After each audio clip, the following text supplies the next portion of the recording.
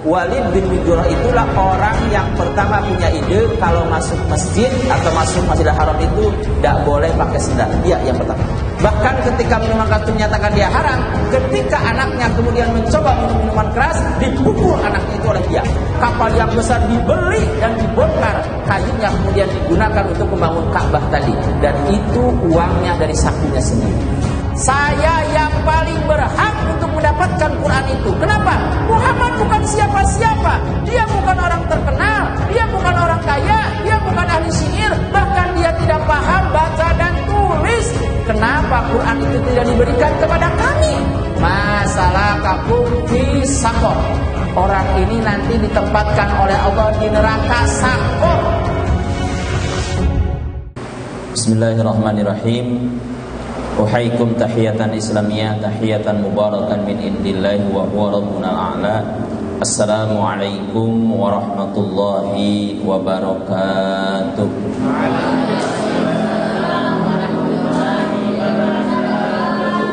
Alhamdulillah, alhamdulillahilladzi allafa baina qulubina fa asbahna bi ni'matihi ikhwana.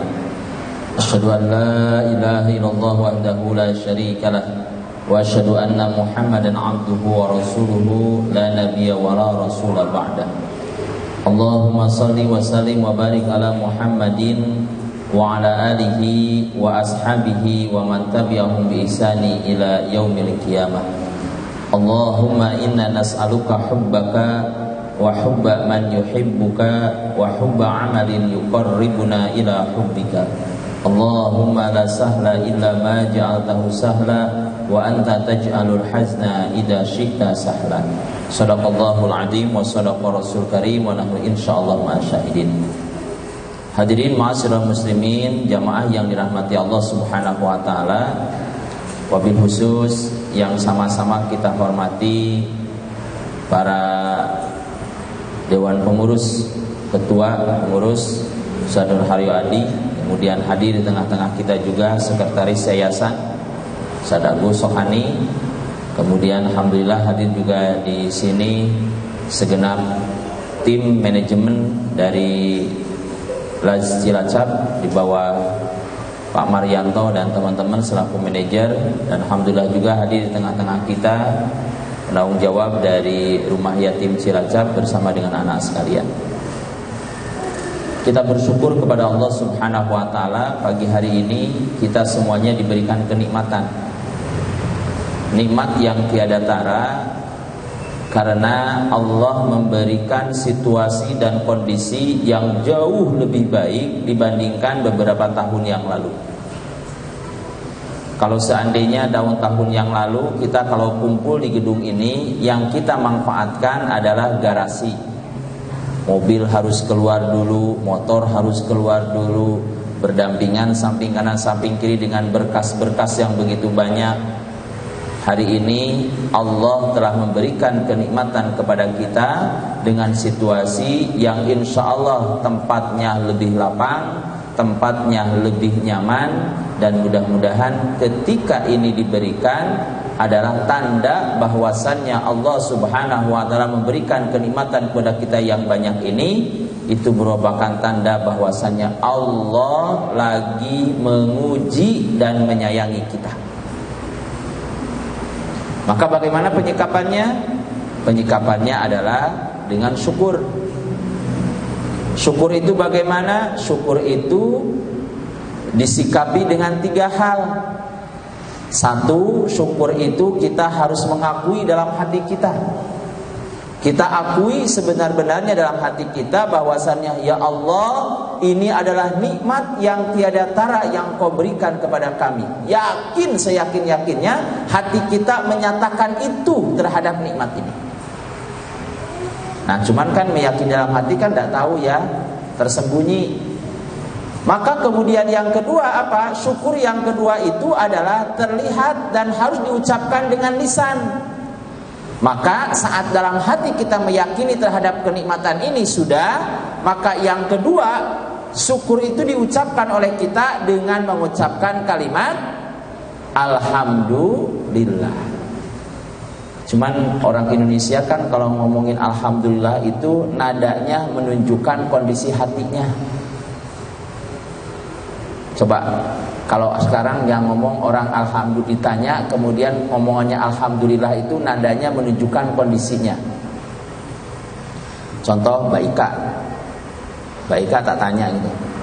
Mbak Ika, gimana kabar keluarga?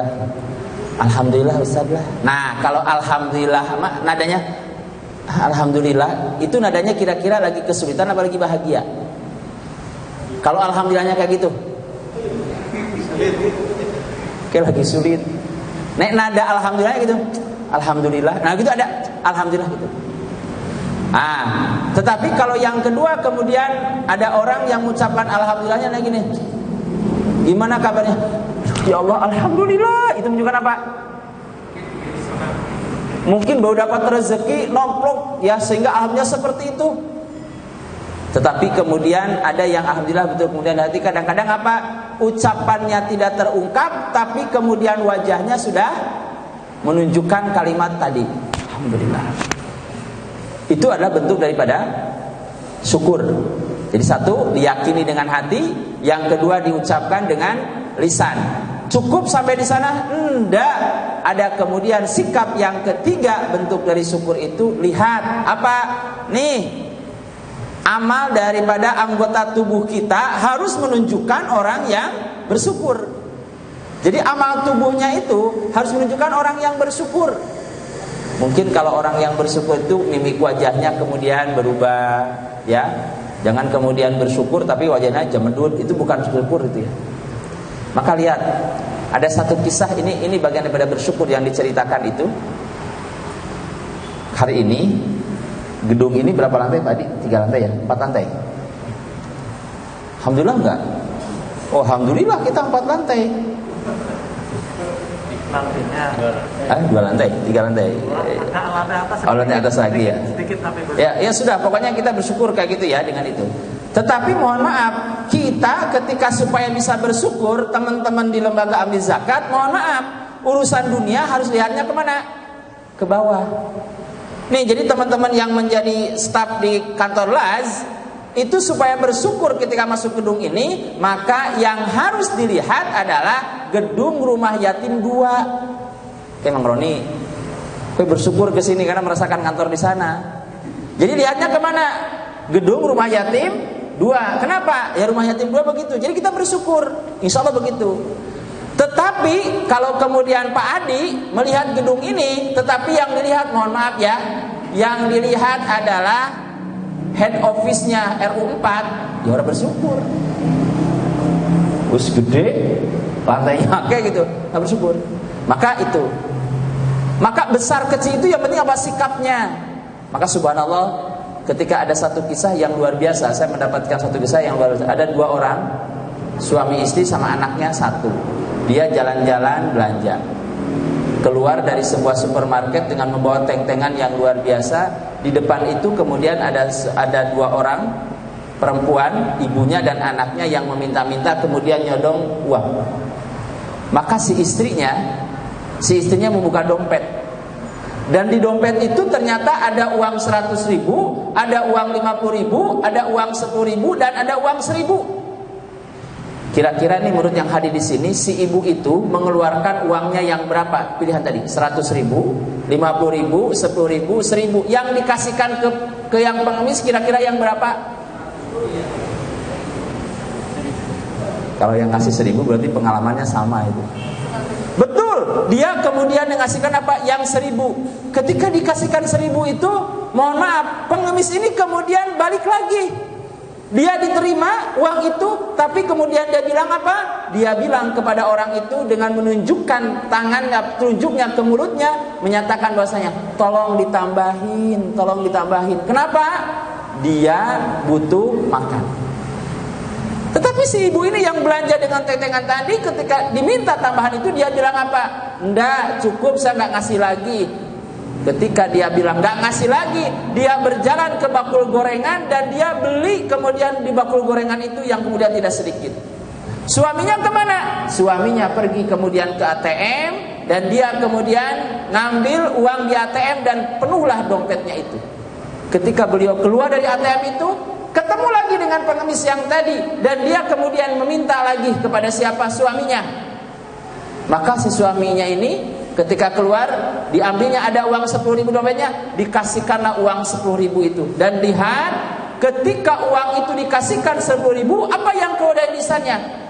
Sang pengemis itu kemudian sambil berbisik kepada anaknya, dia katakan, "Nak, alhamdulillah hari ini kita bisa makan setelah berhari-hari kita lapar." Dan dia lihat lisannya mengucapkan kalimat apa? Alhamdulillah, alhamdulillah, alhamdulillah. Terima kasih Bapak telah engkau menambahkan kepada kami uang jajan sehingga kami bisa makan. Kami doakan mudah-mudahan Bapak panjang umur, anak-anaknya sehat, soleh-soleha, dan Bapak diberikan keberkahan rezekinya. Lihat, 10.000, tetapi bagi orang itu menjadi luar biasa keluarnya. Dan diikuti, setelah diikuti apa? Ternyata memang dia mendapatkan orang itu lagi makan di warung. Jadi inilah kemudian yang paling penting bagi kita, bagaimana kita ini menjadi pribadi yang bisa bersyukur ketika diberikan sesuatu oleh Allah. Itu yang paling berat. Bisa jadi ada orang yang biasa dapat uang 100 juta, dapat 1 juta, kira-kira bersyukur enggak? Enggak, biasa 1 juta. Tapi kalau orang yang enggak pernah dapat, kemudian dapat 100.000, itu luar biasa. Jadi Allah itu ketika melihat seorang hamba, bukan besarannya yang dia dapatkan seperti apa, tetapi respon ketika diberikan itu yang kemudian luar biasa. Baik, jadi yang pertama kita syukur dengan hati, dengan lisan, kemudian dengan melakukan aktivitas tubuh kita yang menunjukkan orang yang bersyukur. Dan bagaimana syukur yang terbaik? Syukur yang terbaik itu adalah kita gunakan segala apa yang kita miliki atau yang diberikan oleh Allah itu sesuaikan dengan apa yang diperintahkan oleh Allah. Itu. Jadi kalau gedung ini kemudian diniatkan, tadi kita syukuri apa? Gunakan gedung ini sebaik-baiknya dalam rangka melayani umat. Maka insya Allah kita sudah kategori bersyukur. Baik, yang kedua setelah bersyukur kita ingin mendapatkan, tadi Pak Adi bilang apa? Berkah ya. Nah saya cuma menyampaikan apa yang disampaikan oleh ketua aja. Cuman kalau Pak Ketua tadi kan menyampaikan secara lintas umumnya, saya sedikit detailkan. Sekarang kita kemudian yang kedua minta gedung ini agar menjadi gedung yang berkah. Sekarang gini, ketika berbicara berkah, berkah itu adanya di mana? Berkah itu adanya di mana? Halo? Berkah itu adanya di mana? Masih di rumah Tad? Belum berangkat? Nah.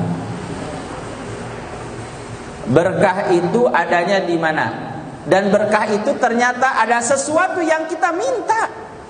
Jadi hidup kita itu semuanya yang penting apa? Ada berkahnya. Terlihat nih, terlihat. Mohon maaf ya, ketika berbicara berkah itu, ketika kita kemudian makan minum yang diinginkan, kenyang apa berkah? Berkah kan? Terbukti dari doanya. Apa doanya? Allahumma barik lana. Ternyata makanan kita itu ingin jadi berkah. Yang kedua, kalau kita kemudian tadi Pak Adi menyampaikan, kita kemudian sudah di sini digunakan oleh berbagai sudah digunakan, ketemu dengan orang. Ketika gedung ini kemudian digunakan oleh berbagai macam orang, dimanfaatkan macam orang, kita ingin apa? Agar gedung ini kemudian berkah juga. Kenapa? Kan itu tergambar ketika kita ketemu dengan orang. Tadi kalau kita ketemu dengan makanan Allahumma barik lana, tetapi ketika kita ketemu dengan orang, setiap orang yang datang, setiap orang yang berkunjung ke tempat ini, kita ingin mendapatkan keberkahan. Dari mana? Buktinya, lihat, ketika kita ketemu orang masuk gedung ini, ucapannya apa? Orang kalau masuk ruangan itu kemudian mengucapkan kalimatnya apa? Salam kan? Salam itu gimana? Assalamualaikum warahmatullahi wabarakatuh. Ternyata orang masuk gedung ini dengan mengucapkan salam, artinya apa? Kita butuh yang namanya keberkahan. Nah, cuman selanjutnya kita bicara keberkahan, di mana kita nyari keberkahan itu? Karena mesti ada yang memiliki keberkahan. Dari mana kita mencari keberkahan itu? Ya, kata Allah gimana? Tabarakalladzi biyadihil mulku wa huwa ala kulli syai'in qadir. Jadi ternyata yang namanya keberkahan itu, mohon maaf, adanya di tangan Allah. Ini saya luaskan ya, karena ini jangan bicara gedung. Kalau gedung itu adalah keluarga las, tapi sama nih dalam konteks berkeluarga, suami istri yang hadir di sini ya. Suami istri yang hadir di sini, kita kan juga pingin berkah keluarga kita. Insya Allah kalau keluarga itu berkah, maka pekerjaan jadi berkah, nyaman. Ya. Nah, maka tadi keberkahan itu ada di tangan Allah Subhanahu wa taala. Terus bagaimana cara menjemput keberkahan itu? Jadi berkah itu nggak bisa ditunggu ya. Wes nunggu nang kene wae, mudah-mudahan berkah nanti pas lewat. Nggak bisa. Kalau kita ingin mendapatkan keberkahan, gedung ini pingin berkah, lembaga ini pingin berkah, kita yakini dulu tadi apa? Bahwasanya keberkahan itu ada di tangan Allah. Nah, ketika keberkahan di tangan Allah, maka kita cara menjemput keberkahan di tangan Allah dengan caranya siapa? Caranya Allah, caranya manusia.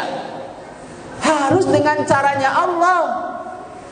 Jadi kita tidak mungkin mendapatkan keberkahan, kita dilimpahkan keberkahan, tidak mungkin kita dapatkan kalau cara kita menjemputnya tidak sesuai dengan yang diaturkan oleh Allah. Maka untuk menjemputkan keberkahan itu yang pertama dengan cara apa? Pertama adalah dengan aspek yang harus kita bangun, ketaatan. Ya, ketaatan. Dengan ketakwaan. Kata Allah Subhanahu wa taala gimana? Wa may yattaqillaha yaj'al lahu makhraja. Begitu ya. Atau dalam kalimat yang lain ketika Allah Subhanahu wa taala menyebutkan lau anna ahlal qura amanu wattaqau la fatahna alaihim barakatim minas sama'i wal ard.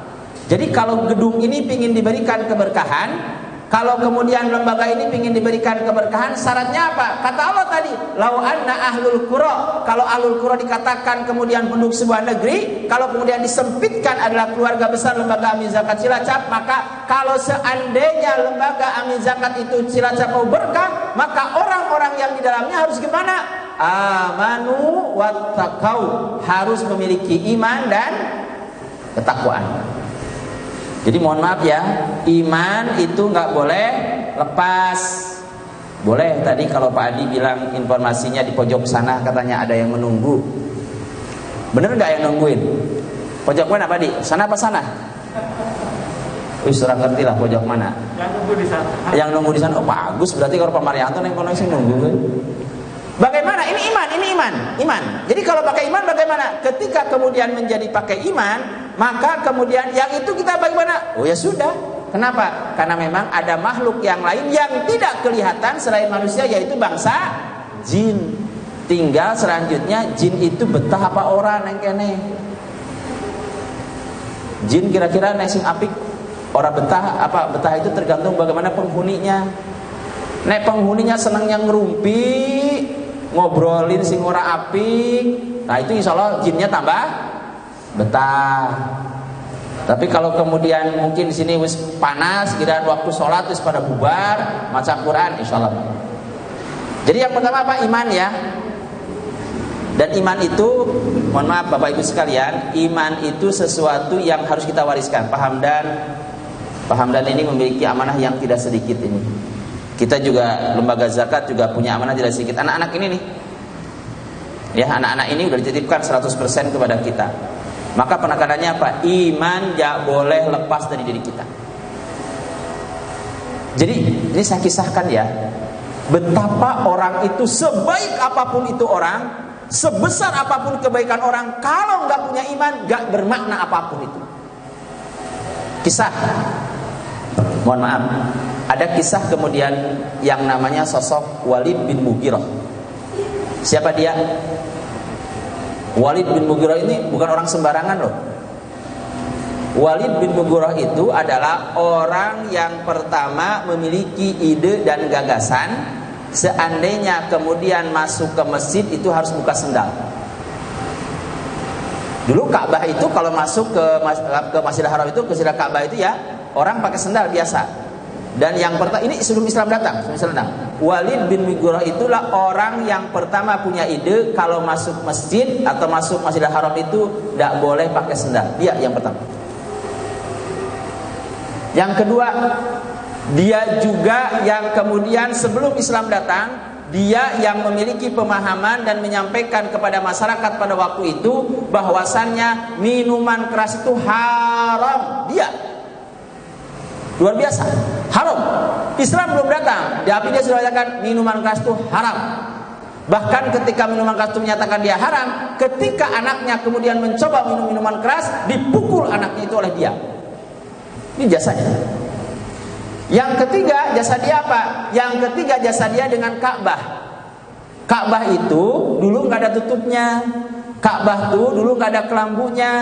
Maka Ka'bah itu pendek, dulu cuma 7 meteran. Maka saat itulah dia punya ide dan gagasan, Walid bin Mughirah, bagaimana Ka'bah ini ditinggikan. Ka'bah ini kemudian ditutup atapnya. Kenapa? Karena Ka'bah itu tidak aman. Kenapa nggak aman? Karena Ka'bah itu dulu nggak aman. Banyak orang sering mencuri barang-barang berharga di dalam Ka'bah. Kenapa? Karena Ka'bah itu dulu, zamannya dulu, orang di Ka'bah itu, mohon maaf, datang ke Ka'bah itu tempat melemparkan nazar-nazarnya. Jadi orang dulu itu ketika kemudian dia nazar dan kemudian terpenuhi, maka nazarnya apa? Lemparkan barang berharga ke dalam Ka'bah. Begitu. Nah, ini idenya nih. Siapa? Walid bin Mughirah. Beliaulah yang kemudian mengawali merenovasi kemudian Ka'bah, kemudian menutup Ka'bah, dan kemudian dikasih kelambu Ka'bah itu. Dan yang luar biasa, ketika Ka'bah itu mau didirikan, ternyata tidak ada kayu yang bisa digunakannya, maka beliau pergi ke satu daerah pesisir pantai yang namanya Jeddah, dan dia kemudian di sana membeli kapal yang besar, dibeli dan dibongkar, kayunya kemudian digunakan untuk membangun Ka'bah tadi, dan itu uangnya dari sakunya sendiri. Terus juga pakai kelambu, ditutupin kelambu juga yang bikin dia dari uang sendiri. Kira-kira uang orang ini kebaikannya banyak nggak? Banyak nggak? Banyak ini orang itu. Ka'bah yang diurusin. Tetapi lihat apa yang disampaikan oleh Allah Subhanahu wa taala tentang orang ini. Kata Allah Subhanahu wa taala terhadap orang yang melakukan kebaikan ini, kata Allah gimana? Masalakakum fi sakor. Orang ini nanti ditempatkan oleh Allah di neraka sakor. Masa ada orang yang berbuat baik seperti ini, banyak kebaikannya, dengan Ka'bah luar biasa, orang yang pertama melakukan kebaikannya. Hari ini kita ini kalau seandainya masuk ke masjid gak buka sendal, itu akibat siapa? Perbuatannya Walid bin Mughirah. Hari ini berjuta-juta orang datang kemudian bertawaf di Makkah, di Ka'bah, itu ada perbuatannya Walid bin Mughirah. Kalau hari ini kemudian Islam menyatakan orang itu kemudian minuman keras itu haram, itu Walid bin Mughirah, banyak kebaikannya. Tetapi kenapa kata Allah masalakakum fis sakor, dia ditempatkan di neraka? Kenapa sampai di neraka padahal kebaikannya banyak? Karena salah satunya dia tidak punya iman. Saat Nabi SAW mendapatkan wahyu Al-Quran, dia merasa apa? Saya yang paling berhak untuk mendapatkan Quran itu. Kenapa? Muhammad bukan siapa-siapa. Dia bukan orang terkenal, dia bukan orang kaya, dia bukan ahli syair, bahkan dia tidak paham baca dan tulis. Kenapa Quran itu tidak diberikan kepada kami? Inilah penyakitnya ternyata. Penyakit apa? Sombong. Maka hati-hati juga dia. Hati-hati nih. Lembaga Zakat Cilacap jangan sampai sombong ya. Wes gedungnya wis berapa lantai bagus? 3 lantai gitu kan. Awas, hati-hati. Dikelola hati-hati. Kenapa? Jadi gak punya iman. Karena gak punya iman itulah, maka kemudian apa? Hilang seluruh amalnya. Maka tadi apa? Berkah itu syaratnya dengan pertama iman. Untuk iman apa? Wattaqau. Ya, yaitu bertakwa. Takwa itu apa? Menjalankan perintah Allah. Nah, ada nasihat yang luar biasa ini. Salah satu kebaikan yang tidak akan hilang kepada orang tua. Nih ya. Halo, anak-anak. Fadli, bapaknya masih ada enggak? Udah meninggal? Bapak masih ada apa meninggal? Siapa yang bapaknya sudah meninggal itu? Atau ibunya sudah meninggal? Ada? Dengerin ya. Bagi kita juga nih, Pak Agus dengan saya ini sudah nggak ada orang tuanya. Udah yatim piatu. Pak Marianto sudah lebih dulu yatim piatu. Mang Roni Sudah duluan. Kakak Siono masih komplit? Masih berbahagia. Ternyata di antara nilai kebaikan yang akan mengalir kepada kedua orang tua kita itu adalah saat kita menjadi pribadi yang taat terhadap perintah Allah, itulah kebaikan yang akan mengalir kepada kedua orang tua kita. Ya, saat kita apa? Taat. Jadi kita sebagai anak taat nih, sholat kita jalankan taat. Ketaatan itulah kebaikan yang akan mengalir kepada kedua orang tua kita. Nah ini anak-anak di sana ya, nanti di rumah yatim, awas, jangan susah nih kalau kemudian Pak Hamdan bangunin sholat tahajud, cepet jalan, rezeki ya. Siapa yang masih sulit bangun? Ya, kenapa? Karena kalian butuh berlaku baik kepada orang tua. Bu, kalian belum bisa ngasih duit sama orang tua, tapi ketika kalian taat sholatnya, taat tahajudnya, taat baca Qur'annya, itu akan mengalir kebaikan. Jadi ketaatan kan menjadi penting. Sama juga nih. Mana Baika? Mana ya? Mana? Aku seneng gak kalau Baika gitu. Beri contoh. Baika mana Baika? Di bawah ya? Atau siapapun itu ya. Ketika kemudian seorang istri yang taat sama suami, itu subhanallah, ketaatan seorang istri menjadi suami juga menjadi bagian dipermudahnya surga bagi siapa? Bagi kedua orang tua. Ya subhanallah, keberkahan itu diambil awal dari apa? Adanya amanu wa taqau, yaitu keimanan dan ketakwaan. Jadi berkah itu akan diberikan dengan itu. Yang kedua, berkah itu kita ambil dengan apa? Berkah itu bisa kita ambil ketika kemudian kita berdekatan atau senantiasa interaksi dengan Al-Quran. Kenapa? Karena kata Allah, inna anzalnahu mubarakan fi. Kata Allah, Quran itu aku turunkan dan bersama dengan Quran itu ada keberkahan. Maka anak-anakku sekalian, ya, ikuti programnya. Kapan waktu ngaji, kapan waktu hafalan, itu diikuti. Karyawan juga begitu ya. Nih yang karyawan nih, kajian pekanannya nggak boleh ketinggalan.